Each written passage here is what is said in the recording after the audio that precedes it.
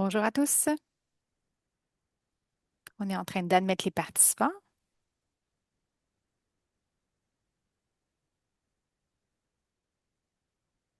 Ça ne sera pas bien long. On débute dans un instant.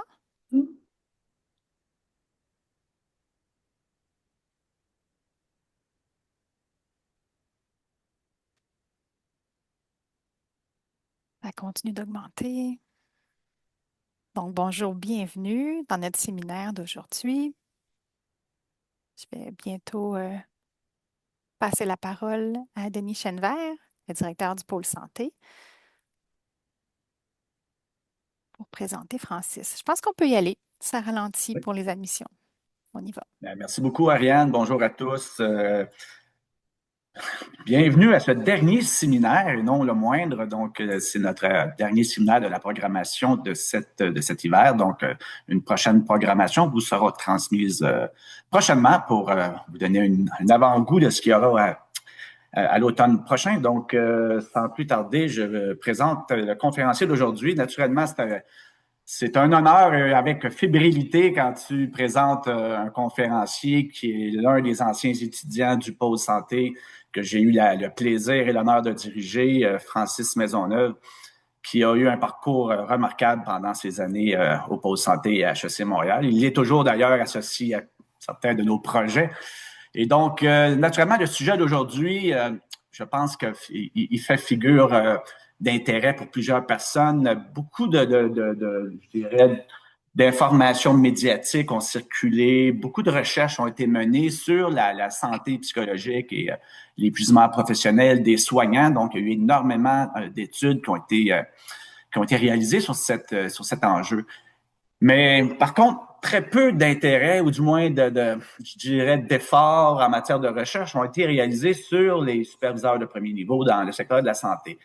Alors que ces gens sont souvent pris dans une situation complexe à traiter les problématiques qui sont très opérationnelles, en étant confrontés à des enjeux et à des commandes venant de la haute direction. Donc, ils sont souvent pris un peu entre l'arbre et l'écorce. C'est dans une situation qui fait en sorte qu'ils n'ont pas toujours les moyens nécessaires pour réaliser les demandes qui leur sont transférées de la direction. Donc, ça les place souvent dans une situation, je dirais, au niveau psychologique, au niveau de leur santé, leur bien-être, une situation difficile. Et je pense qu'il y a un intérêt grandissant de mieux comprendre leur rôle, car leur rôle a un impact direct sur la santé et le bien-être des membres de leur propre équipe. Donc, en fait, toute cette réalité sur l'impact du gestionnaire de premier niveau sur son équipe de travail en termes de santé psychologique est un sujet qui est fondamental sur lequel il faut développer notre compréhension et mieux connaître les leviers d'action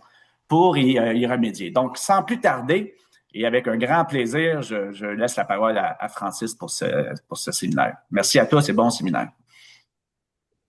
Merci Denis pour la présentation. Merci également à toute l'équipe du Pôle Santé pour l'organisation et merci à vous à la maison de passer votre dîner avec nous. Donc, on va parler aujourd'hui d'un projet de recherche qui porte justement sur l'épuisement professionnel chez les gestionnaires de premier niveau du réseau de la santé et des services sociaux. Donc, je m'appelle Francis Maisonneuve. J'ai fait mon doctorat à HEC. Aujourd'hui, je suis stagiaire postdoctoral au département de gestion des ressources humaines à l'UQTR. Et pour aujourd'hui, donc, j'aimerais vous parler du projet de recherche, comment il est né, quelle est l'idée derrière et qu'est-ce qu'on a fait, justement, pour s'intéresser aux gestionnaires de premier niveau, pour ensuite se tourner vers ce qui a émergé du projet en termes de facteurs de risque et de protection. Ensuite, on va voir qu'est-ce qu'on a appris, donc quelles sont les contributions pratiques de ce projet, et on va essayer de se garder le plus de temps possible pour se tourner vers vos questions. Donc, sans plus tarder, le projet comme l'a mentionné Denis, est né de cette observation qu'il y a énormément de recherches empiriques dans le réseau de la santé et des services sociaux sur le bien-être, mais souvent au niveau des équipes opérationnelles, des équipes de haute direction, et rarement entre les deux. Et donc, le but du projet était vraiment de mieux comprendre les gestionnaires et comment est vécue leur santé au travail.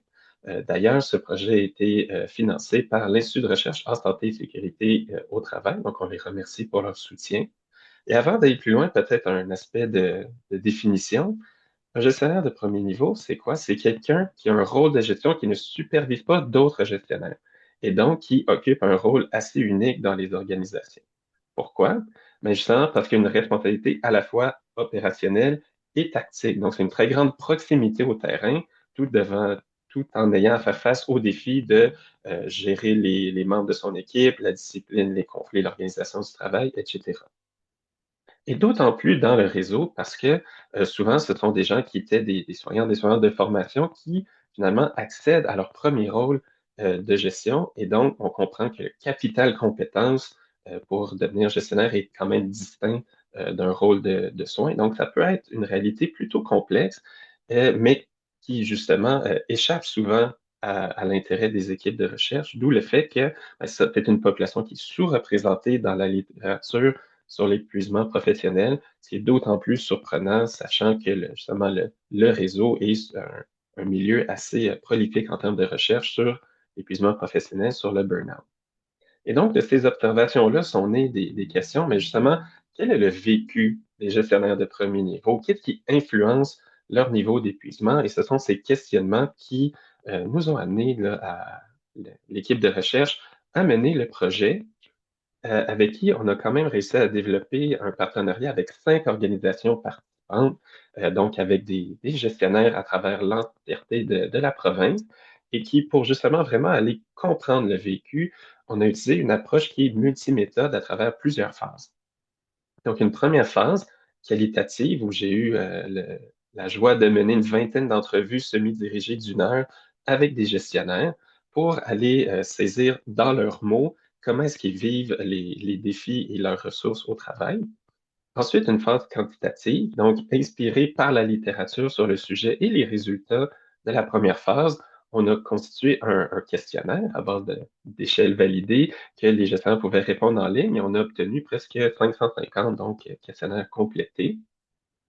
Avant de retourner vers une phase qualitative, elle constituée de groupes de discussion, donc menés au sein de 4 des 5 organisations, où l'objectif de cette troisième phase était de retourner vers les gestionnaires qui avaient participé ou non aux 2 premières phases et leur présenter les résultats qui avaient été obtenus pour un peu aller valider qu'est-ce que l'équipe de recherche avait compris, qu'est-ce qu'on avait bien saisi, qu'est-ce qui les surprenait, ces gestionnaires par rapport à ce qui était obtenu dans les premières phases pour faire dialoguer les différentes étapes du projet.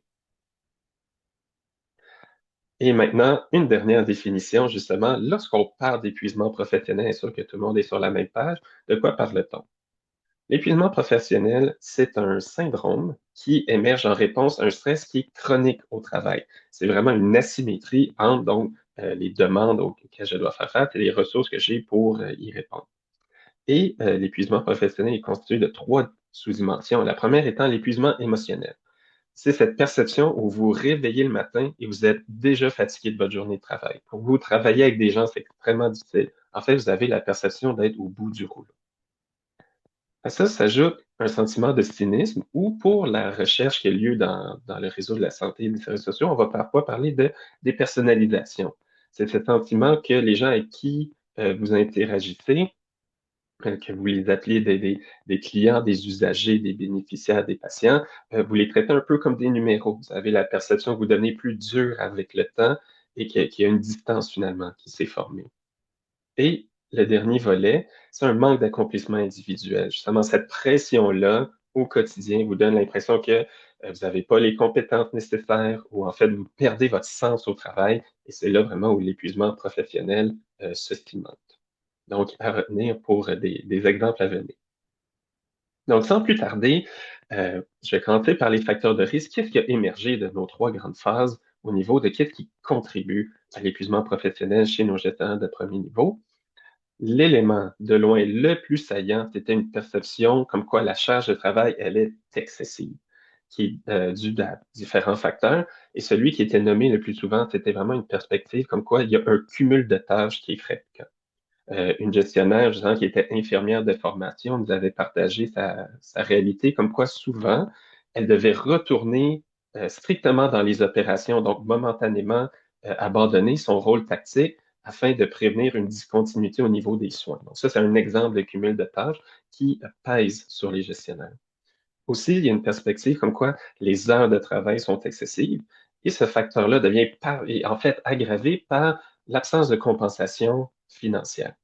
Évidemment, les gestionnaires nous ont nommé ne pas être dans le réseau parce qu'ils sont à l'argent, mais il y avait une certaine frustration qui naissait du fait que les gestionnaires, le temps supplémentaire n'est pas rémunéré. Et donc, certains gestionnaires nous avaient partagé, donc ils supervisaient des gens qui finalement avaient un salaire annuel plus élevé que le leur parce que les rôles syndiqués avaient des compensations financières pour le temps supplémentaire. Et à ça s'ajoute le fait que, bien évidemment, les soins et les services n'arrêtent pas les soirs et les fins de semaine. Donc, c'est beaucoup d'heures, pardon, c'est beaucoup d'heures, d'autant plus dans des horaires qui sont atypiques et qui, même lorsque le quart de travail est terminé, la déconnexion est difficile. Donc, avec tous les outils qu'on a aujourd'hui afin de faire du télétravail, plusieurs gestionnaires avaient nommé non seulement je dois travailler beaucoup au travail, mais en plus, il y a un certain sentiment peut-être de culpabilité à ne pas suivre ces notifications lorsqu'on est à la maison parce qu'on sait qu'est-ce qui est en jeu, parce qu'on veut s'assurer qu'il y a une continuité au niveau des soins et des services, même lorsqu'on n'est pas au travail. Et le dernier point, c'est l'aspect comme quoi les délais sont souvent perçus comme étant insuffisants.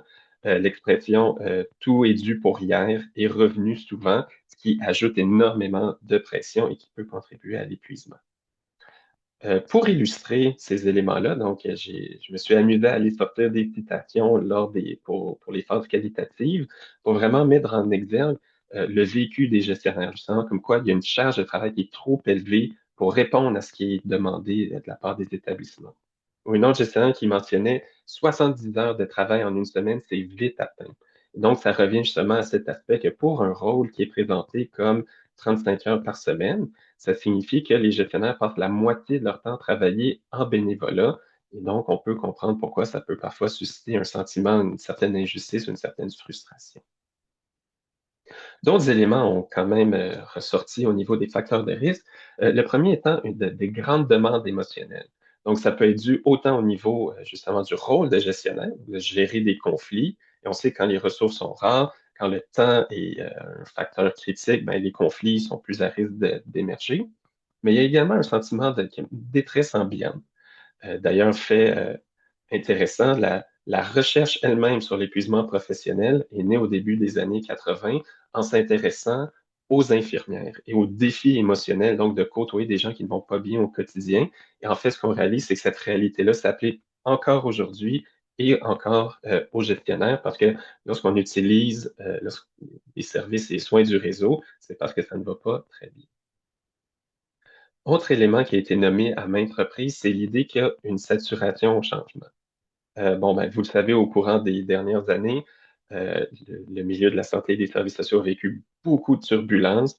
Évidemment, la pandémie, des changements législatifs, des grèves, l'avènement de Santé Québec, c'est beaucoup à vivre en même temps. Donc, déjà, dans un milieu qui est perçu comme étant pressant, il y avait parfois une perception d'ambiguïté, voire d'incohérence au niveau des priorités.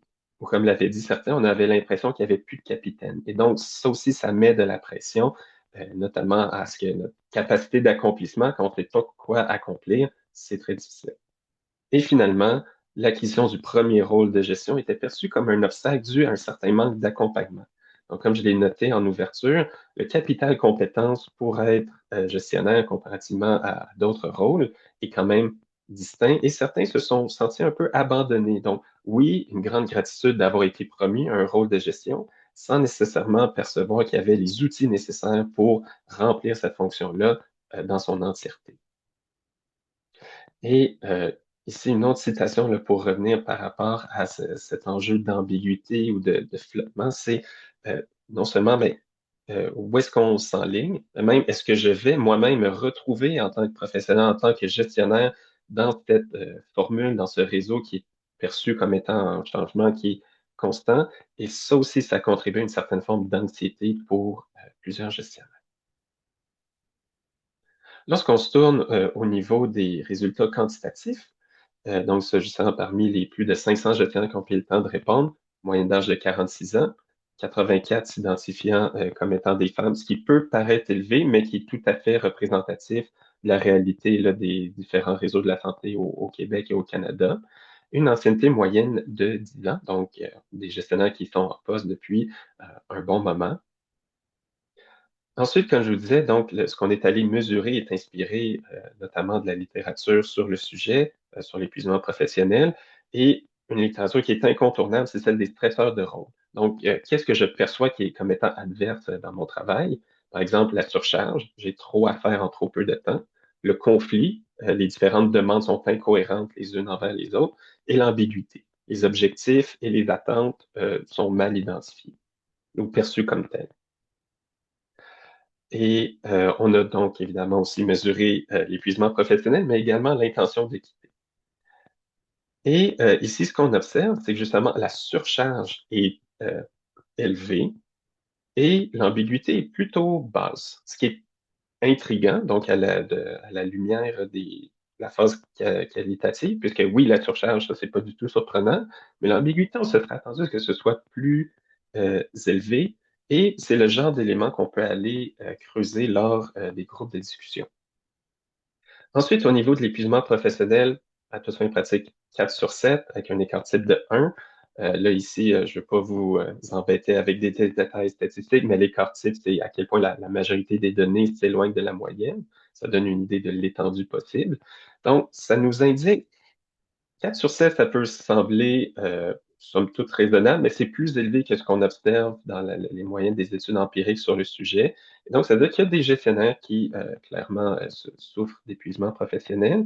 Et finalement, l'intention de quitter, plutôt faible, mais avec un grand écart type, ce qui nous indique qu'il y a certains gestionnaires qui sont tout à fait confortables, qui sont ancrés en poste, mais d'autres qui ont une intention plutôt bien nourrie, là, soit de changer de rôle, voire carrément de quitter le réseau.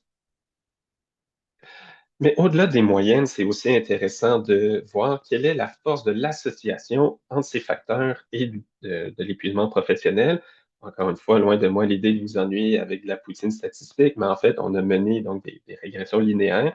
Donc, je vais vous présenter des chiffres et pour citer une des professeurs que j'ai eues, dans le doute, suivez les étoiles. S'il y a des étoiles, c'est-à-dire que le résultat est statistiquement significatif et plus la valeur absolue est élevée, plus la force de la relation est forte. Et donc, lorsqu'on a mené nos tests, ce qu'on a observé, c'est qu'effectivement, d'abord, on a des étoiles partout, tout est significatif. La surcharge est effectivement le facteur le plus contributif, mais l'ambiguïté arrive bon deuxième, qui rajoute ici un portrait peut-être plus complet que ça à quoi on s'attendait. Donc, une moyenne faible, mais lorsqu'elle est vécue, contribue de manière ici significative là, à des niveaux auto-rapportés d'épuisement professionnel plus élevés.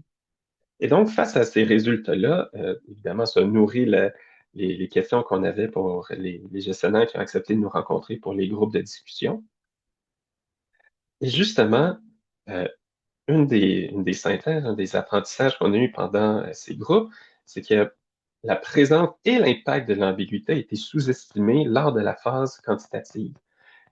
Et là où on a vraiment compris d'où provient ce delta, c'est qu'avec citation à l'appui, c'est que les gestionnaires, globalement, ce qu'on a mesuré, c'est la perspective que les attentes ou mes objectifs sont ambigus. Ce qui n'est pas le cas. Les gestionnaires savent ce qui doit être fait. Le problème, c'est l'ambiguïté davantage au niveau structurel ou systémique. Donc, cette absence, cette perception d'une absence de capitaine, c'est ça qui pesait lourd. Et donc, on a mesuré quelque chose qui était l'ambiguïté davantage au niveau des tâches faibles, mais le ressenti au niveau qualitatif, l'ambiguïté systémique, elle était très saillante. Et cette ambiguïté-là, faut bien comprendre, c'est pas seulement de ah mais je ne sais pas où est-ce qu'on s'en va. C'est surtout lorsqu'on s'intéresse au réseau, c'est dans quel sens on s'en va au sens serons-nous capables de donner les services, d'octroyer des soins de qualité à la population ou non? Et vous voyez ici comment ce questionnement-là peut coûter cher en termes de ressources émotionnelles pour des gestionnaires du réseau. Également, la surcharge est non seulement a été perçue comme étant intense, mais surtout comme étant constante. Et donc, on revient à notre définition de l'épuisement professionnel, une exposition à un stress qui est chronique. Et plusieurs gestionnaires, surtout ceux et celles qui avaient beaucoup d'ancienneté, nous ont partagé que à l'avènement de la pandémie, tout le monde a bien compris que oui, il fallait investir plus de temps et plus d'efforts, considérant la nature, la tâche colossale qui était devant les gestionnaires.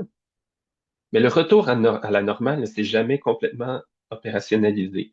Et donc, le nouveau normal excessif pèse lourd pour les gestionnaires. On voit par exemple une équipe de 8 qui doit faire le travail de 15, ou cette idée de même si on s'organise, la surprise est constante. Il y a toujours des éléments qui s'y rajoutent. Un des gestionnaires avait donné l'exemple comme quoi une to-do list en tant que gestionnaire dans le réseau, c'est comme une hydre. Le temps qu'on enlève un élément, il y en a deux qui se sont ajoutés. Donc, ce qui contribue à la surcharge et aussi ce sentiment du manque d'accomplissement parce que finalement, on est constamment en train de courir après la nouvelle urgence. Et troisièmement, un élément qui a émergé de manière un peu plus ad hoc, c'est la perception, en fait, le sentiment que le fait d'être écouté est absent qui est un élément qui a émergé lorsqu'on parlait des relations entre les différents paliers, comme quoi plusieurs ont nommé en fait ne pas être entendus par les autres paliers, par la structure, ou encore une gestionnaire qui avait partagé comme quoi même lorsque les gestionnaires verbalisent des enjeux et qu'ils les nomment, il faut toujours attendre que ce soit une autre partie prenante qui les nomme avant qu'il y ait des changements observés. Et ça vient vraiment endommager leur sentiment qu'on respecte leur statut, qu'on respecte leurs compétences. Et bien évidemment, ça vient jouer là, ici dans leur épuisement professionnel face à un environnement qui, dans leur perspective, n'est pas à l'écoute de leurs besoins, malgré justement leur grande proximité avec le terrain et les recommandations qui sont mises de l'avant. Cela étant dit, fort heureusement, tout n'est pas perdu parce qu'il y a effectivement des éléments qui vont bien dans le réseau et qui sont capables de venir soutenir les gestionnaires, les ressources qui sont présentes pour venir contrecarrer l'incidence néfaste des demandes. Et ça, je pense que je ne peux pas suffisamment mettre en exergue l'importance du soutien et de la reconnaissance des pairs pour les gestionnaires. C'est de loin l'élément qui est ressorti le plus lors des entrevues. Donc, le soutien, c'est une action qui est très concrète. C'est le fait, par exemple, de donner un coup de main au niveau des tâches. Tandis que la reconnaissance, c'est le fait de verbaliser de manière explicite, on l'espère précise, l'appréciation de ce que les gestionnaires font dans leur travail, que ce soit auprès des membres de l'équipe pour l'établissement, la direction ou les patients. Et ce qui est particulier ici, c'est que justement, plusieurs gestionnaires avaient nommé, donc oui, face à une charge qui est constante et excessive, recevoir de l'aide, ça donne franchement un bon coup de main. Mais c'est la notion de ventiler en groupe qui est revenue le plus souvent comme le facteur salutaire par excellence auprès des gestionnaires, justement, parce que le fait de pouvoir échanger avec des collègues qui vivent les mêmes enjeux, qui font face aux mêmes défis, qui ont les mêmes frustrations et qui comprennent cette réalité-là, c'était vraiment important. Et donc, justement, si on fait place là, ici au vécu des gestionnaires, une gestionnaire, justement, avait commenté l'importance de pouvoir vider son sac en groupe avec des collègues envers qui on a confiance. Ça fait du bien. Ça permet de prévenir ce trop-plein, cet épuisement émotionnel.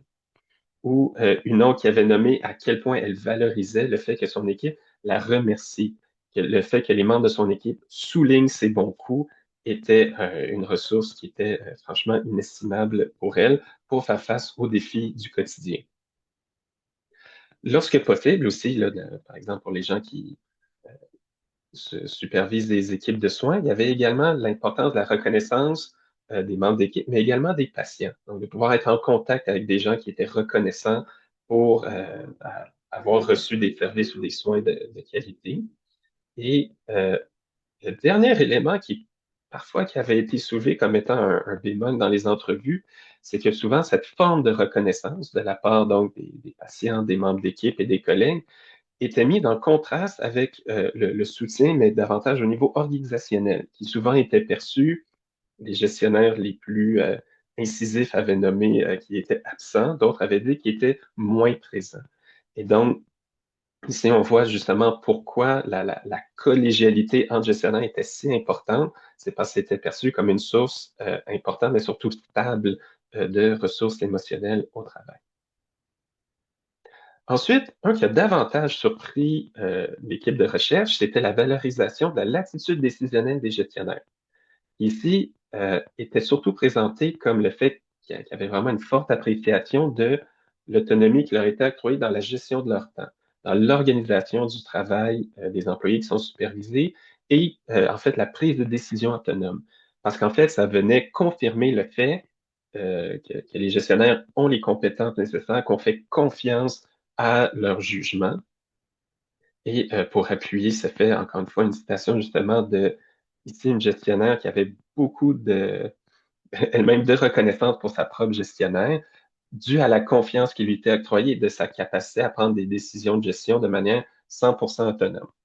Bon, évidemment, il y a certaines limites contextuelles. Bon, il y a certaines décisions qui sont prises d'avance dues à des clauses dans des conventions collectives, mais globalement, une grande appréciation là, de la latitude décisionnelle. Et finalement, ça, je pense que je l'ai déjà nommé là, quelques fois en filigrane dans la présentation, mais le sens au travail est un incontournable. Et ça, je pense que c'est vrai dans à peu près toutes les recherches qui se dégagent du réseau de la santé et des services sociaux, c'est qu'il y a vraiment une adéquation forte envers la mission. Il y a beaucoup de sens à être retrouvé dans l'idée d'offrir des soins, d'offrir des services qui sont sécuritaires, qui sont de qualité. Ici, j'ai pas réussi à m'arrêter à une seule citation parce que à peu près tout convergeait vers quelque chose de la nature de on est capable de faire des miracles. Il y avait vraiment une très grande satisfaction de pouvoir faire autant avec si peu. Oui, c'est un défi, mais c'était extrêmement valorisant pour les gestionnaires et encore une fois, surtout de pouvoir partager leurs bons coups, de pouvoir justement discuter avec des collègues, avec d'autres membres d'équipe à quel point leur travail pouvait faire une différence pour les membres, mais également pour finalement la santé populationnelle au sens plus large. Si on se tourne vers les résultats quantitatifs ici, là, en termes d'antécédents, on s'est tourné, encore une fois, qu'est-ce que nous dit la littérature sur l'épuisement professionnel. Il y a deux éléments qui ont vraiment attiré notre attention, soit la résilience et le LMX. Donc, la résilience, qui est ce processus dynamique où on aspire à rebondir, à aller plus loin suite à de l'adversité. Et le LMX ou le Leader Member Exchange, qui est une mesure à savoir, en tant que gestionnaire, est-ce que je perçois avoir une relation individualisée et constructive avec les membres de mon équipe? Et ce qu'on a observé ici, c'est que ces valeurs-là sont très élevées avec des écarts types, somme toute fait. Donc, ça veut dire que, en général, les gestionnaires se sentent vraiment solides, se sentent résilients et ayant des relations de qualité avec les membres de leur équipe. Et en termes de conséquences, on s'est également intéressé à la performance d'équipe qui, elle aussi, est plutôt élevée. Et donc, ici, on a un portrait quand même intéressant où les gestionnaires se sentent comme étant capables d'affronter les défis avec une équipe qui va bien et qui fonctionne bien. Cela étant dit, on se souvient des facteurs de risque où on doit aller au-delà des moyennes et voir les degrés d'association. Et ici, on observe qu'effectivement, la résilience joue un rôle intéressant. Mais lorsqu'on arrive au LMX, vous observerez une absence d'étoiles. Et donc ici, ça pointe malheureusement vers un constat où ce qui semblait être notre facteur de protection le plus présent, malheureusement, n'est pas associé à un niveau plus bas d'épuisement professionnel. Et donc, ça ouvre la réflexion ici à la distinction entre la présence et l'impact de certains facteurs de protection. Est-ce que ça veut dire que le LMX n'a aucune valeur? Absolument pas, parce que ce qu'on a observé, encore une fois, grâce à des régressions linéaires, c'est que le LMX est fortement associé à la performance de l'équipe. Est-ce que c'est plus facile que des relations constructives rendent l'équipe performante ou une équipe performante favorise des bonnes relations? On ne s'aventurera pas jusque-là, mais pour dire ici, de toujours faire attention à la distinction à ce qui est présent dans l'environnement, qu'est-ce qu'il y a une association avec le facteur focal, ici, l'épuisement professionnel. Ensuite, au niveau des synthèses des groupes de discussion, puis je viens de réaliser qu'il y a peut-être un détail que je n'avais pas présenté. Donc, les groupes de discussion qui avaient en moyenne 6 ou 7 personnes participantes, qui en moyenne ont duré environ 2 heures. Donc, quand même, on parle de 8 heures d'échange avec des gestionnaires. Donc, à travers toutes ces discussions, les résultats qu'on a mis de l'avant, quels ont été les facteurs de protection qui ont été valorisés, qui ont été mis de l'avant par les gestionnaires? Aucun. Et donc, en fait, on a l'entièreté, les 4 groupes ont utilisé l'entièreté du temps imparti pour mettre de l'avant les problèmes et les solutions qui étaient considérées comme étant justes. Donc, en fait, les groupes de discussion ont vraiment mis en exergue l'intensité et l'ampleur des problèmes vécus par notre population d'intérêt, où l'organisation du travail est perçue comme étant tellement adverse que ça érode leur sens au travail, leurs ressources et finalement contribue activement à leur sentiment d'épuisement professionnel. Et selon moi, ben, cette observation-là est une conclusion en soi. Fort heureusement, donc, de tout ça émergent des contributions pratiques. Donc, qu'est-ce qu'on a appris? Comment est-ce qu'on peut convertir ces apprentissages-là en recommandations de pratiques de gestion? Ben, l'équipe de recherche s'est affairée à synthétiser les éléments les plus saillants et à les convertir en recommandations. Et ici, bon, il y aura, vous comprendrez qu'il y a quand même un degré qui se veut général. C'est pas par paresse d'opérationnalisation, mais c'est que vous comprendrez bien qu'il existe quand même des réalités distinctes, comme quoi on ne gère pas une équipe de psychoéducatrices en CLSC, comme on gère une équipe d'entretien en CHSLD, comme on gère une équipe d'infirmières en milieu hospitalier, par exemple. Donc, ici, c'est plus l'idée de qu'est-ce qui serait constructif pour apporter du soutien, pour apporter des ressources à nos gestionnaires et ça à travers l'entièreté du réseau. Le premier, qui est l'importance de réviser, voire instaurer des processus de gestion de carrière. Donc, pour revenir à ce que je disais au début, ben, passer de quelqu'un qui est dans les opérations à un rôle de gestion, ça se fait pas par magie. Personne ne vient au monde gestionnaire et donc ce serait de voir lorsque quelqu'un est sur le point d'obtenir son premier rôle de gestion, quels sont les mécanismes qu'on pourrait mettre en place pour développer son capital compétences? Pour, par la suite aussi également, qu'est-ce qu'on peut faire comme activité de formation continue? Parce que les compétences, c'est comme les fruits qu'on oublie dans notre frigo, hein, c'est décomposable à travers le temps, on doit les entretenir. Donc, comment est-ce qu'on fait pour solidifier, construire ces compétences de gestion?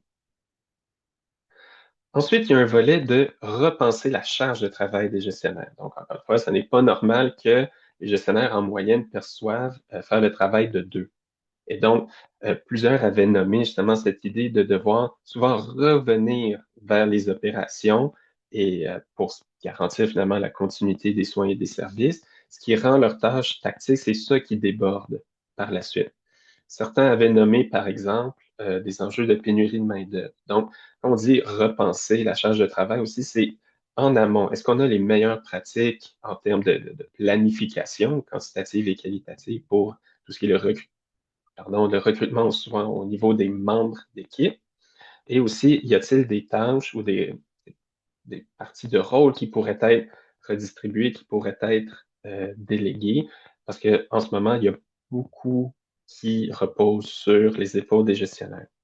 Et je pense en lien direct avec cet élément-là, une recommandation au niveau d'instaurer une culture de réunion limitée, qui est un facteur que j'ai pas beaucoup abordé précédemment, mais qui, surtout auprès des gestionnaires qui avaient une grande ancienneté au sein du réseau, avait nommé avec certaine détresse que avant la pandémie, le fait d'organiser une réunion nécessitait une structure fiable, où il y avait des objectifs, il y avait une raison, il y avait des suivis, où chaque personne, parce que asseoir tout le monde autour de la table, on savait que ça utilisait des ressources et devait servir un objectif donné.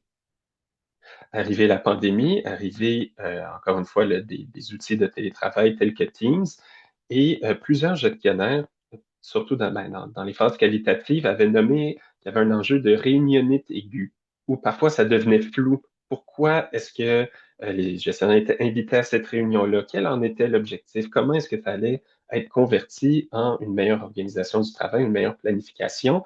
C'est beaucoup plus flou.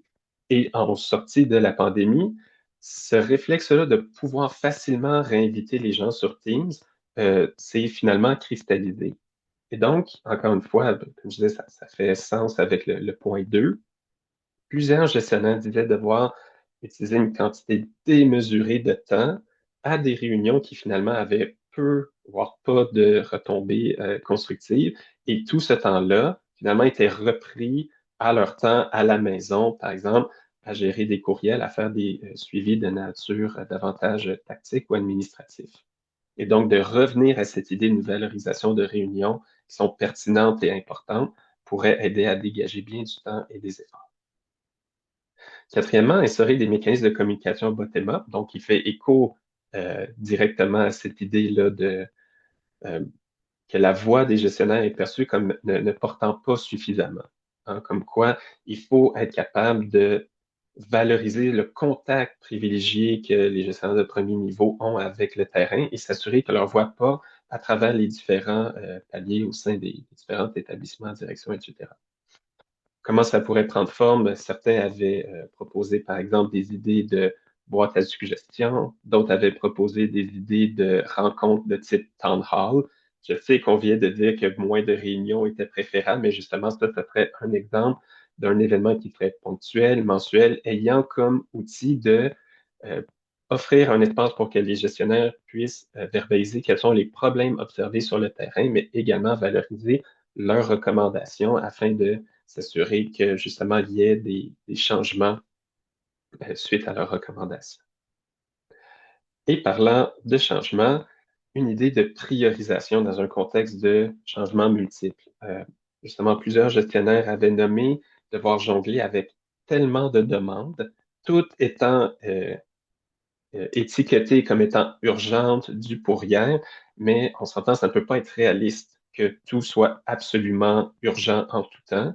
Et donc, il faudrait soit qu'il y ait davantage d'informations qui proviennent des autres paliers au niveau davantage systémique afin d'outiller les gestionnaires à avoir des meilleures capacités, à avoir les informations nécessaires pour créer des arbres de décision pour savoir quoi prioriser, ou encore plus d'informations, mais ici, bon, qui pourrait être qualifié de top-down, mais en tout cas d'avoir l'avis d'autres paliers, à savoir qu'est-ce qui devrait être priorisé. Et ça revient à cette fameuse notion d'ambiguïté, d'avantage systémique, ou plus d'informations, d'avoir la perception qu'il y a vraiment quelqu'un avec les mains sur le gouvernail pourrait les aider. Et même, on revient un peu à la deuxième recommandation où, lorsqu'on sait ce qui est réellement prioritaire, au lieu de courir après plusieurs objectifs, en espérant que ce soit le bon. Si on a une priorisation qui est davantage cimentée, ben on sait qu'on est en train de s'investir dans quelque chose qui aura des retombées constructives qui va être bénéfique. Cela étant dit, un des fondements justement de ce projet était de donner une voix aux gestionnaires. Et une des questions qu'on leur adressait dans les phases qualitatives était justement, mais et vous, que feriez-vous différemment? Quel est le changement que vous aspiriez à voir au sein du réseau? Et plusieurs pouvaient être résumés à cette idée justement de venir à leur rencontre, les écouter et agir à conséquence. Et l'entièreté des éléments dans cette phrase sont importantes parce que si l'on retourne à notre fameuse définition d'épuisement professionnel, s'il y a une chose qui peut nourrir le cynisme, c'est de dire qu'on écoute, que ça nous tient à cœur et ensuite ne rien faire. Ici, je ne l'ai pas fait jusqu'à présent, mais ici, si vous me permettez, je vais me permettre de lire cette citation parce que je pense qu'elle vient vraiment bien capturer plusieurs facteurs qui sont en cause dans notre discussion aujourd'hui. Et donc, justement, cette gestionnaire qui nous disait donc qu'est-ce qu'elle dirait à sa haute direction? Et sa réponse était qu'il faut être à l'écoute des gestionnaires, des besoins des gestionnaires, et pas juste à l'écoute, mais vraiment de donner le pouvoir qui vient avec notre rôle, la responsabilité et l'imputabilité du rôle. Parce que c'est toujours du top-down qu'on fait. Le top-down, c'est pas toujours idéal. Il faut faire du bottom-up. Quand un gestionnaire te dit qu'il y a quelque chose qui ne marche pas, j'ai besoin de ça, ça ne marche pas, il faut les entendre, prends-les au sérieux, il faut se battre pour nous. Et donc, je pense que ça ici, ça vient mettre en exemple, ça vient tisser ensemble justement ce facteur de l'importance de l'autonomie décisionnelle, de pouvoir donner une voix, d'être prise au sérieux dans son statut de gestionnaire, et justement de venir à la rencontre du terrain et surtout d'agir en conséquence par la suite pour ne pas nourrir le cynisme, mais en fait, justement, à contrario, de pouvoir offrir davantage de facteurs de protection à ces gestionnaires qui, eux et elles-mêmes, s'occupent de soignants qui, à travers les différents échanges, on a vu, sont également aux prises avec de très grandes pressions en termes de manque de ressources et manque de temps. L'autre élément qui est cette idée justement de développement des gestionnaires, donc qui rejoint un peu l'idée qu'on avait là, de trajectoire de carrière, de gestion des talents au niveau des gestionnaires. Mais ici, on arrive à l'intersection de deux facteurs contributifs où c'est difficile de développer les gestionnaires. D'abord et avant tout, ça nous prend des ressources, qu'elles soient matérielles ou financières. Donc, pour avoir des activités de développement, mais ici, cette gestionnaire-là, ce qu'elle mettait en avant, c'est ça nous prend une ressource d'autant plus critique qui est du temps. Si on n'a même pas le temps de s'occuper de certaines de nos tâches intrinsèques, comment voulez-vous que l'on se développe justement pour aller chercher ce sentiment d'accomplissement, ce sentiment de compétence? Et donc, c'est important d'offrir les deux et les ressources financières, d'avoir accès à des activités de développement des compétences, mais il faut avoir des manières d'avoir du temps d'arrêt pour se développer, reprendre notre souffle et de revenir encore plus capable de faire face aux défis qui sont devant nous. Et donc, là, ici, j'aspire à ce qu'on garde du temps là, pour vos questions. Mais donc, un certain retour sur le projet, un peu, qu'est-ce qu'on a appris, pourquoi on a fait tout ça? Bien évidemment, un des objectifs factuels et, je pense, fondamental, c'est l'idée de mieux comprendre les facteurs de risque et de protection quant à l'épuisement professionnel d'une population qui est étonnamment sous-représentée dans une littérature qui, pourtant, s'intéresse énormément à ce secteur d'activité qui est celui de la santé et des services sociaux. Ensuite, identifier des pistes concrètes bon, qui visent notamment à la fois réduire les risques, mais aussi développer les facteurs de protection au sein des différents établissements et installations. Et finalement aussi à donner une voix à des gestionnaires qui travaillent à protéger notre santé. C'est un peu comment est-ce qu'on peut s'occuper des gens qui s'occupent des gens qui s'occupent de nous. Bon, ça fait un peu poupée russe comme phrase, mais vous comprenez que c'est une population qui joue un rôle unique, ben, comme Denis l'avait dit, souvent coincé entre l'arbre et l'écorce et qui mérite davantage d'intérêt de la part des équipes de recherche. Et peut-être comme mot de la fin, une phrase qui, je pense, anime tout le monde qui travaille en recherche par rapport à des populations en santé et en services sociaux. En tout cas, je sais que ça a animé l'équipe. Pour ça, moi, c'est une phrase qui résonne avec moi et à travers l'ensemble de mes projets dans ce secteur qui me tient à cœur. Cette idée de prendre soin des autres sans prendre soin de soi-même n'est pas viable. Et donc, ce projet-là, je pense, met ça de l'avant, à savoir comment est-ce qu'on peut s'assurer que les gestionnaires s'occupent de leur équipe, s'occupent des patients tant que ce soit fait à leur propre détriment, au sacrifice de leur bien-être sous une forme de l'émergence de l'épuisement professionnel. Et donc, ça fait le tour. Donc, un grand merci pour votre présence, pour votre écoute. Et là, je pense que j'ai suffisamment parlé. On va pouvoir se tourner vers vos questions. Merci, merci Francis. On a une quinzaine de minutes pour aborder les questions. Oui, il y a des réactions. Donc, en attendant que les gens lèvent la main pour poser une question, caméra ouverte et s'adresser directement à toi ou écrire dans le clavardage. Je réponds à une question qui demandait est-ce que la présentation PowerPoint pourra être partagée. La réponse, c'est oui. Les présentations PowerPoint et les enregistrements des séminaires passés sont accessibles sur le site Internet du Pôle Santé. Il y a un onglet séminaire événements, là, puis on a l'archivage des séminaires du passé. Super. Donc, on a des questions dans le clavardage. Une première qui demande, peut-on, à partir des données recueillies sur les participants, déterminer combien de gestionnaires ont reçu une véritable formation en gestion? Et est-ce qu'un processus d'intégration structuré pour les nouveaux gestionnaires, incluant une formation en gestion pertinente à leur fonction, pourrait contribuer à être un facteur de protection? Euh, Excellente question. Donc, non, on n'a pas mesuré systématiquement le degré de formation formelle que les gestionnaires ont eu ou se sont investis. Ensuite, pour l'autre question, est-ce qu'un mécanisme d'intégration formelle qui valorise les compétences un facteur de protection? Je réponds absolument. Parce que on le sait que le sentiment de compétence est vraiment un besoin fondamental pour tout le monde. Mais je pense d'autant plus dans un rôle de gestion où on sait que souvent nos compétences sont souvent synonymes de la crédibilité des membres qui nous est accordée. notamment par les membres de notre équipe. Et donc, le fait d'avoir accès à ces compétences-là, de un, nous solidifie, peut-être nous aide à percevoir notre charge de travail comme étant moindre et aussi finalement nourrit notre sentiment d'accomplissement parce que ça nous permet justement de faire face aux défis et de se sentir utile, de pouvoir contribuer à la mission. Et donc, oui, je pense que c'est vraiment un facteur fondamental en termes de protection. Merci beaucoup. On a deux mains levées, donc on va aller voir Denis Chenevert d'abord. Ben, merci Francis, encore une fois pour cette magnifique présentation très éclairante pour nous tous. Bon, naturellement, j'aurais plusieurs questions, mais je ne sais pas par où commencer dans la mesure où je connais bien tes travaux, donc c'est toujours plus difficile quand on connaît les travaux de celui qui présente.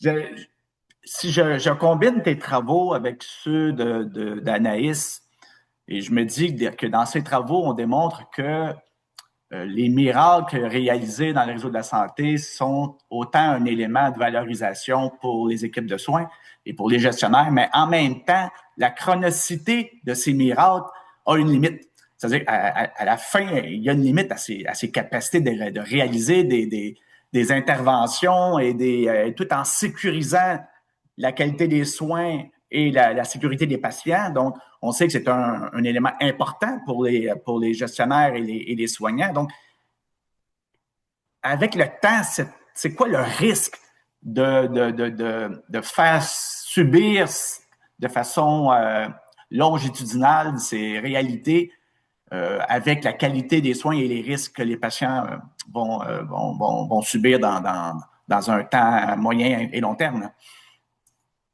Oui, merci Denis, je pense que c'est une question extrêmement pertinente, peut-être par contexte. Donc justement, Denis fait référence aux travaux d'Anaïs Gali, candidate au doctorat au BHR et assistante de recherche au pôle santé qui s'intéresse justement qu'il y a une expertise sur la résilience au travail, d'autant plus pour les gens qui œuvrent dans le réseau de la santé et des services sociaux.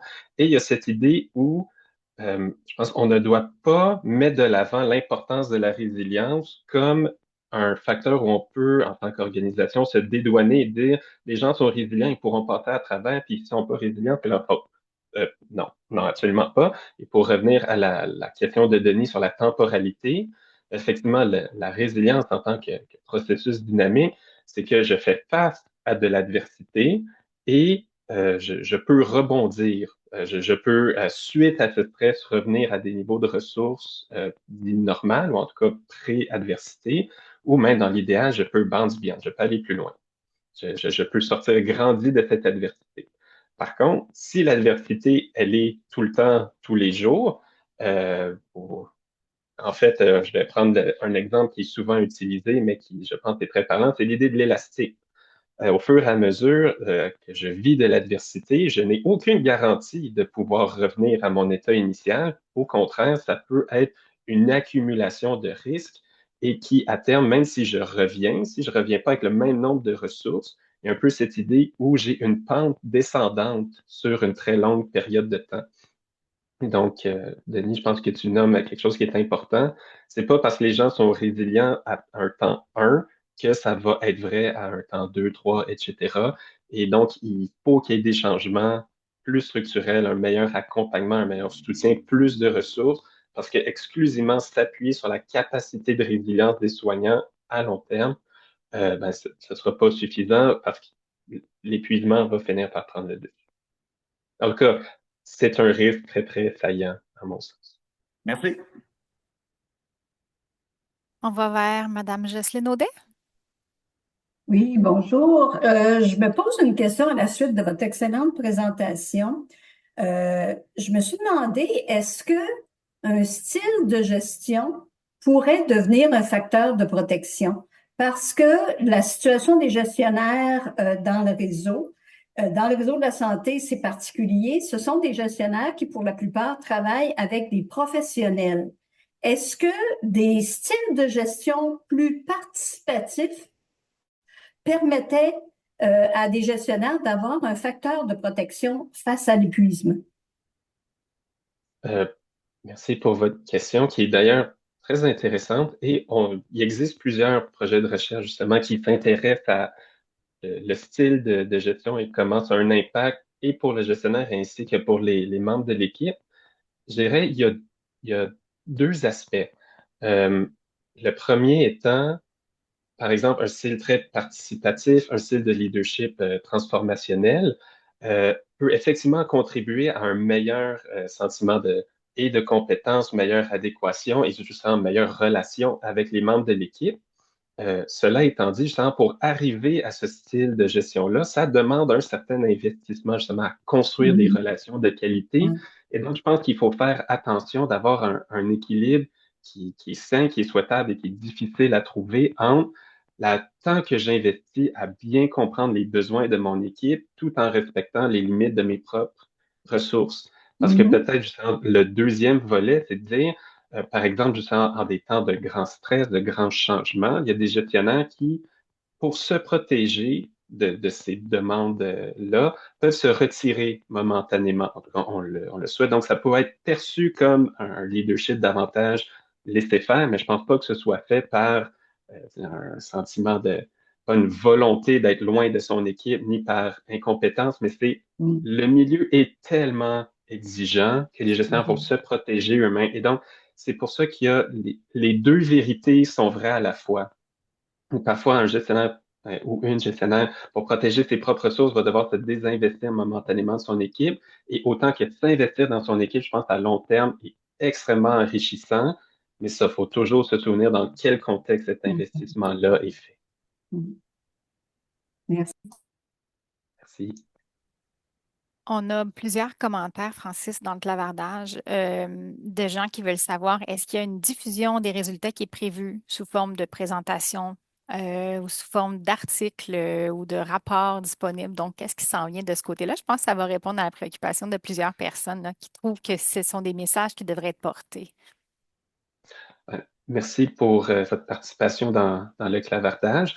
Oui, effectivement, il y aura plusieurs initiatives de diffusion, dont une qui s'adresse au grand public, parce que pour donner un peu plus de contexte, comme je vous disais, le projet a été financé par l'IRSST, inclut un volet secteur de la santé, mais inclut également un secteur manufacturier, et donc ce rapport là, qui relate l'entièreté des résultats obtenus dans les deux secteurs sera bientôt diffusée par l'IRSSC. On attend juste leur feu vert pour vous le partager. Et sinon, pour le reste des activités, il y a une première partie des résultats qui a été obtenue, qui a déjà été publiée. Donc, un article que j'ai coécrit là, avec des amis et collègues du pôle santé que vous pouvez trouver gratuitement. Ça a été publié dans Frontiers in Psychology. Bon, l'article est en anglais, mais relate justement le coût à investir pour protéger ces ressources. Vous pouvez le trouver justement en open access, en accès libre à travers mon profil Google Scholar. Et sinon, bien évidemment, il y a d'autres activités qui sont prévues là, pour diffuser l'ensemble des résultats, mais je pense qu'en termes de contribution grand public, évidemment, quand le rapport sera disponible, le pôle centré en fera une annonce à travers les différents médiums. J'invite par ailleurs, si quelqu'un dans l'équipe a le titre ou la référence de l'article, à le mettre dans le clavardage, si on est assez rapide pour les minutes qui nous restent. Euh, Deux commentaires du clavardage et après, on va vers la main de Denis. Il y a deux commentaires par rapport aux facteurs de protection ou solutions à mettre en place. Un premier qui mentionne, bon, la loi en santé, sécurité impose la mise en place de comités SST pour les travailleurs. Pourquoi pas développer des comités SST pour les gestionnaires, par exemple, les comités qualité de vie au travail ou, bon, et sans naturellement nourrir les réunionnites. Et je pose la deuxième question parce que peut-être que la réponse doit aborder tout ça un peu. Quelle place occupent les accompagnements comme le coaching professionnel comme ressource pour les gestionnaires? Une bonne question. C'est un volet qu'on a moins exploré pour la, pour la simple raison que c'est un élément qui a moins été abordé par les gestionnaires lors des phases quantitatives. Mais je pense que oui, c'est tout à fait pertinent parce qu'on sait que c'est un leitmotiv qu'on se répète là, en gestion des compétences, développement des compétences n'est pas un synonyme d'aller faire une formation. Il y a plein d'autres options qui existent là, pour développer des compétences et le coaching en est un. Et justement, le fait d'être associé, par exemple, à un ou une gestionnaire qui a plus d'ancienneté, de s'intégrer, par exemple, dans une communauté de pratique, de justement être immergé dans cet univers de gestionnaire, ça peut être faire partie d'une association. Je pense que oui, des programmes spécifiques de coaching au sein des établissements pourraient être très, très bénéfiques, pourraient être intéressants et surtout, ça permet de créer une certaine pérennisation des savoirs de gestion au sein de l'organisation et ça valorise les gestionnaires qui ont plus d'ancienneté, qui ont plus de savoir-faire et de savoir-être là-dessus. Et en plus de considérer ça d'autres formes de développement de compétences, je pense que oui, tout ça, tout ce qui peut converger vers le fait de combattre ce sentiment de manque de compétences, de manque d'accomplissement, peuvent tout à fait être des facteurs de protection pertinents. Merci beaucoup. Denis Chenevert, probablement la dernière question. On peut y aller. Merci de me Encore passer. vous? C'est un privilège, comme ici. Il faut en avoir de temps en temps. Une remarque, une constatation et une question. La question de la réunionite là, que tu parlais, là, en fait, la multiplication des réunions, ça, c'est un facteur. L'autre facteur, c'est le nombre de personnes à chaque réunion. T'sais, pour en faire plusieurs centaines par année avec les gens du réseau, là, il y a souvent 5 à 10 personnes dans une réunion. Donc, je me dis, est-ce que c'est nécessaire d'avoir 5 à 10 personnes pour prendre une décision? Je me demande des fois, il y a quelque chose dans la structure de la prise de décision et de la gouvernance qui est problématique parce que pendant ce temps-là, ces gens-là, ils ne sont pas prêts à faire autre chose. Donc, ça m'apparaît un point important. La question que je voulais te poser, bon, on a sûrement les données, je ne sais pas si tu les as analysées. Beaucoup lorsqu'on parle aux plus anciens du réseau, et bon, j'en fréquente régulièrement, souvent on dit ben, la nouvelle génération sont moins résilients. Mettons, prenons le terme de résilience, ils sont moins capables de faire face aux épreuves auxquelles ils sont confrontés. Puis, en fait, est-ce qu'il y a un phénomène générationnel à l'observation des résultats que tu as obtenus dans cette recherche-là? En fait, est-ce que c'est un facteur ou bien finalement, l'environnement est toxique, peu importe qui on est, puis l'expérience qu'on a, c'est pas un facteur déterminant. C'est vraiment un environnement. Et donc, il n'y a pas d'élément générationnel à l'intérieur de la perception qu'ils ont par rapport à leur environnement de travail. Ouais, c'est un point intéressant. Donc, pour l'idée des réunionites, ben, je pense justement les gens finissent par être cointés dans trop de réunions parce que leur présence n'a pas vraiment de valeur ajoutée et donc ça crée de l'inflation en termes de nombre de participants. Pour le volet sur l'âge, on a les données, on l'a pas appliqué dans la présentation pour aujourd'hui, mais de mémoire, c'est dans le rapport. Euh, bon, après, bon, l'idée de taper sur la nouvelle génération, je pense que c'est un phénomène humain millénaire. Est-ce que les nouveaux sont moins résilients? Je n'irai pas jusque-là, où on peut réfléchir, en fait, c'est dans quelles conditions est-ce qu'on est en train d'accueillir les nouveaux? Et justement, quelles sont les ressources que l'on accorde à, comme ça avait été mentionné dans le premier commentaire qu'Ariane avait nommé, là, quelle est la place que l'on offre à l'intégration de ces nouveaux-là en termes de rôle de gestion? Et puis ça, on sait que justement, souvent fortement corrélés, mais tout à fait distincts, l'âge et l'ancienneté ne sont pas la même chose. Quelqu'un peut être tout à fait acclimaté à son secteur, à son milieu, à son rôle actuel, mais lorsqu'il intègre, par exemple, on sait dans le réseau, c'est construit de plusieurs installations, plusieurs établissements, ben, si on change d'établissement ou dans ce cas-ci de rôle, peu importe notre âge, ce sont des nouveaux défis et donc, je pense pas que la nouvelle génération soit particulièrement moins résiliente. En fait, là, si je me fie au groupe de discussion que j'ai eu la chance d'animer, c'est les conditions qui sont devenues plus adverses. Et donc, là, il y a un volet qui, justement, davantage systémique qui doit être explorer de fond en comble quelle est l'intensité des demandes et quelles sont les ressources associées. Et même chose pour faire écho à ce qu'on disait plus tôt là, en termes de résilience, c'est même si on ajoute des ressources à l'infini ne vont pas compenser des demandes à l'infini. À mener notre élastique lâche. On peut pas toujours faire, ben, clairement, on peut pas constamment faire plus avec moins, mais même plus avec plus, je serais prudent d'opter pour cette voie-là. Donc, dans l'idéal, ce serait de faire mieux avec plus. Mais ça, c'est un autre séminaire.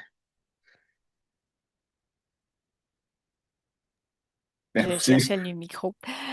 Denis, est-ce que tu veux Ouais, clôturer merci ce à tous. séminaire? Écoute, je pense que ça met fin à ce magnifique séminaire. Merci encore une fois, Francis, pour la qualité de ta présentation, pour la pertinence des propos que tu as tenus. Puis merci à tout le monde d'avoir participé à ce séminaire. Et comme j'ai mentionné, c'est le dernier de notre programmation pour l'hiver. On se revoit cet automne avec de nouveaux séminaires et des surprises probablement qu'on est appelé à concocter ensemble là, pour vous permettre d'avoir les meilleures informations possibles et les meilleurs résultats possibles des dernières recherches réalisées par nos partenaires et par l'équipe du Pôle Santé. Merci à tous et bon été. Merci tout le monde.